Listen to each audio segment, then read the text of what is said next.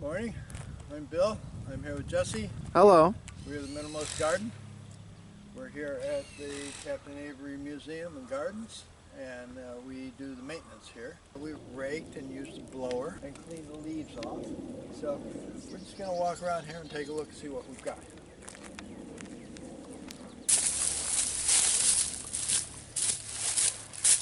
This is the butterfly bush. We have some coneflower in here also. Here's a different one. You can see how these are greening up nice because we like to leave the leaves off. One of the things, the leaves will smother some of the plants if you don't clear them off in the spring. We leave them on in the winter time to just as cover for the plants so that they don't get too cold. Also, this leaf bed here in your yard is really good habitat for caterpillars. A lot of caterpillars survive the winter in the dried leaves. So we leave the leaves and then we just clear them in the summer, in the spring when they're ready for the plants. So you can see a lot of stuff coming in here, really nice. So we're going to get the blower over here pretty soon and clean this whole bed out nice so we can enjoy and appreciate and give these plants a little bit better of an opportunity to absorb some sunlight and to grow nicely. You can see what we've done.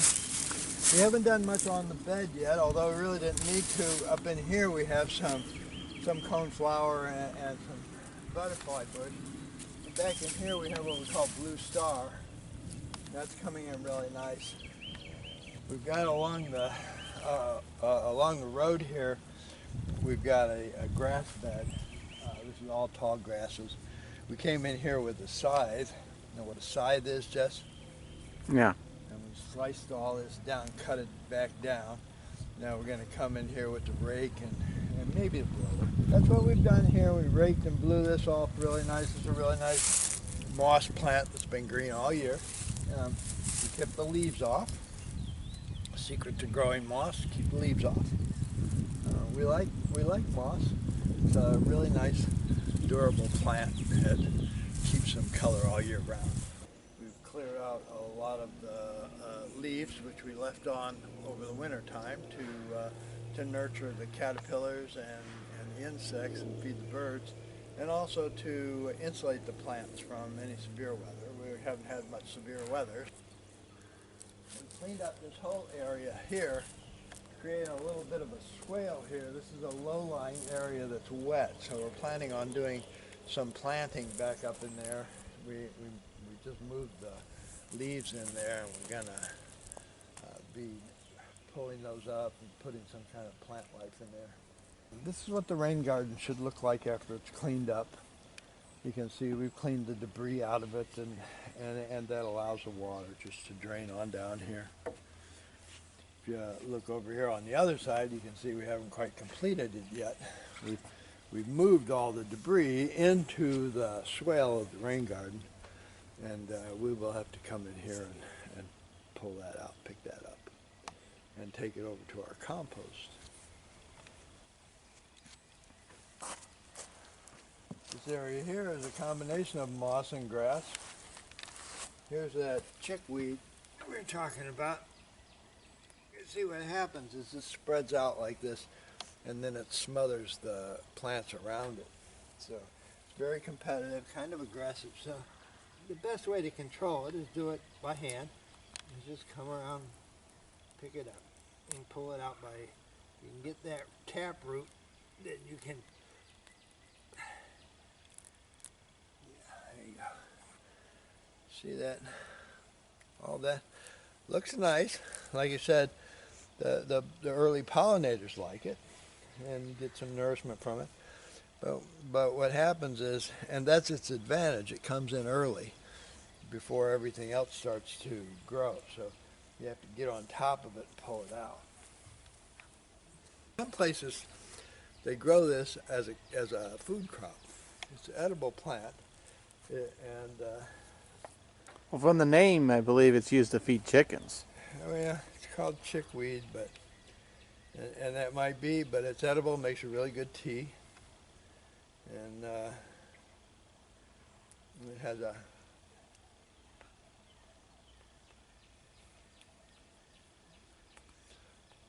kind of a sweet dandelion kind of flavor. Still have a little bit of work to do back up in there, but we went in there, we raked the debris out of there. This is standing water, but it won't stand for long. That's why the rain garden is designed to hold this for a short period of time, but not so long that the mosquitoes can breed. No longer than 48 hours, and then that'll soak down into the ground and be dry again, ready for the next rainfall. So we just had some rain this morning, so that's why there's water in it. And there was a little bit of water in here the other day when we were here. The point I want to make here is that we leave the leaves here because, and it's interesting here because there's certain kinds of caterpillars that, this is the goldenrod stalks. So we left them up all winter because certain kind of caterpillars bore into these, make their homes, and lay their eggs inside here. So what we do is we leave them here, and then you can see, because this is hollow. Get this open here.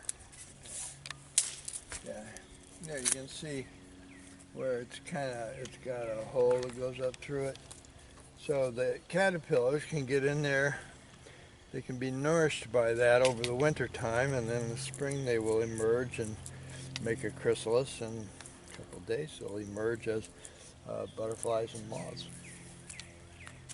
Very important for this particular plant. Goldenrod is a very aggressive plant, so we have to control it.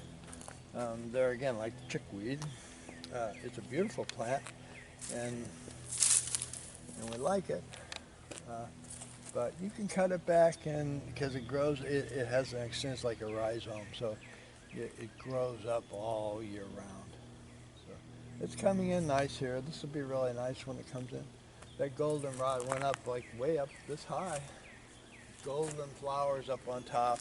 A lot of butterflies and birds and stuff like to feed on that. It's all native. This here needs a little bit of care. All this stuff very brittle. This is all old stuff that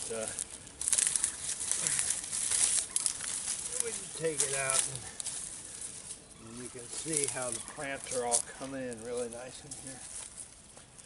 There again, we use this, incorporate it into the landscape. We are here at the waterfront of the Avery Museum. Just wanted to show you folks the waterfront. It's a nice day. You can see over there our resident geese, Canadian geese that are here. It looks like a laying pair, male and female. You see, on a good day, when the harbor's busy, you'll see lots of those freighters out there. They line up and then they wait for their turn to go in. That's about 40 miles up that way to into the Baltimore Harbor.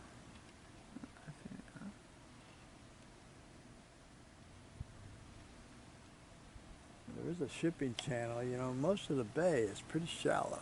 So I read somewhere that that really for about 60 or 75% of the bay is less than 6 feet. So those shipping channels, they have to dredge them out every now and then, and you know, they are deep enough for those big freighters, so it's pretty good. We'll be walking our way in a minute. Oh no, you can see it there. Still a fair hit. Oh, yeah. Hey.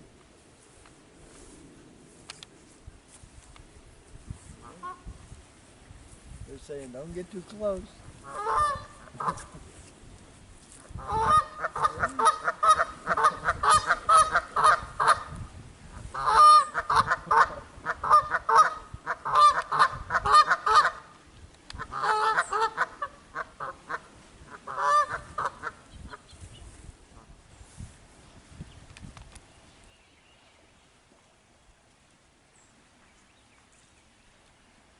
There used to be, when John Smith was here, You could look out over that bay. He would describe how the water would shimmer with silver. It was so many fish in it. Not like that anymore. There used to be oyster islands, like piles of oysters. but we came in and took them all, and now we're struggling to reestablish them. Oysters are really important in filtering the water.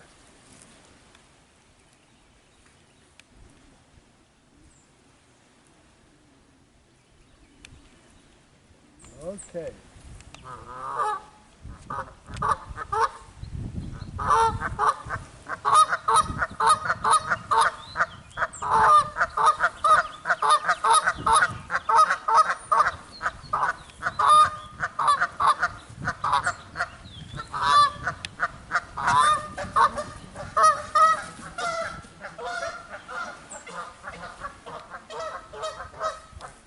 That's what they did the last time I was here. They won't let you get too close. They let you go over into that water.